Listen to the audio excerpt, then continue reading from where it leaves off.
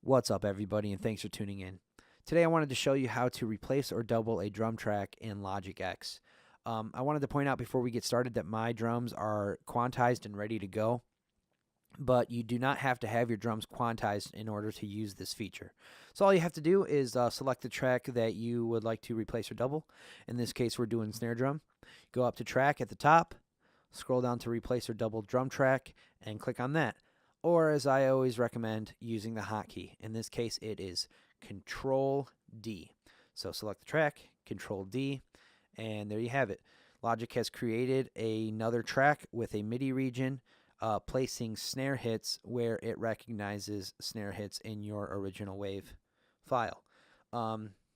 So this menu here, you want to select what instrument you are going to replace. So snare. When I go to replace the kick drum, it'll still say snare. You're gonna have to go back and move it up. Then here it'll ask, do you want to replace or double the track? This is a little. This doesn't really make sense to me because if you click replace, all it's going to do is mute your snare track. If you click double, it won't mute the snare track. You can just make that decision later. I always double anyway just because I want to blend the two together to make it sound a little bit more real. But if you decide that your snare is just so horrid that you don't want it in your final mix, you can just mute the snare drum and use the MIDI snare drum anyway. The relative threshold here, this is the decibel point at which you want to tell your computer to recognize a snare drum is actually being played in your original wave file. So these transients here are the snare hits. These big ones that you can see are super wide. These small transients here are more like microphone bleed and just background noise that you don't want the program picking up as a snare hit. So if you have a drummer who's playing a lot of ghost notes, like let's say that these are actually ghost notes, like he's actually playing here and you want to pick that up as a snare replacement, then you would just drag this threshold back and you can see the MIDI picking up as it gets quieter and then disappearing as you set the threshold louder. So what I do is I kind of just eyeball it to make sure that, you know, it's pretty close, because we're going to go in a second and make sure it's all perfect. So anyway, at this point, you will click preview and it'll play your snare track and your MIDI snare track soloed. And then you can go through and decide which snare sound you want to use. This is Logic's stock library of snare drums.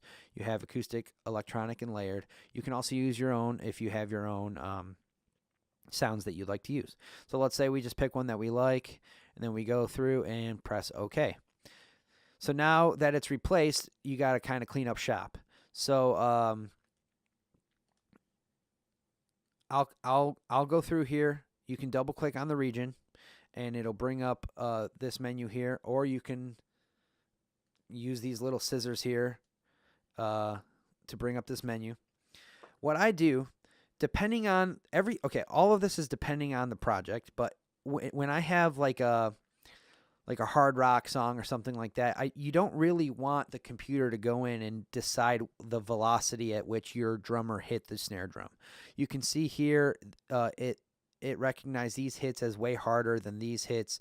A lot of times I will go in and make sure that all of these are the same hit, just in case the drummer really cracked the snare on one hit and then accidentally missed the snare on the other or something like that. I'll go through here. I'll press Command A for select all. I'll go to Functions, MIDI Transform, Fixed Velocity, and then here you can choose the velocity at which you want the snare drum to be heard. Then I'll click Operate Only. Now, I don't really see a point to have Logic decide what your velocities are based on the loudness of the wave sample, for the reason that I just said, just in case your drummer accidentally missed the snare just a little bit or didn't hit it the same way he wanted to.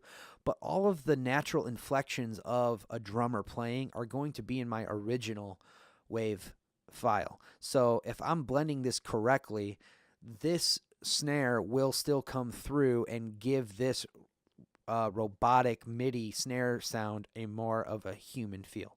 That's kind of just a personal note, I guess. while we're on the topic.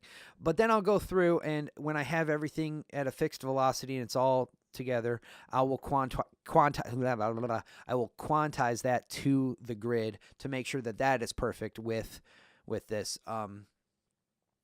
If you're not quantized, the MIDI will set the MIDI snare with your actual snare hits. But if there's certain things like flams or rolls, you're going to have to go in and edit that. If say kick drum bled through the snare mic and this particular MIDI is not supposed to be there, you can just highlight it and delete it. Or if there is supposed to be something there and the computer missed it, you can press Command C for copy and then fix your transient where you want it to go, Command V for paste, and you can enter in your MIDI that way. So that's the quick and easy way to replace or double your snare drum. I hope that helped a little bit. Get back to recording and have a good day.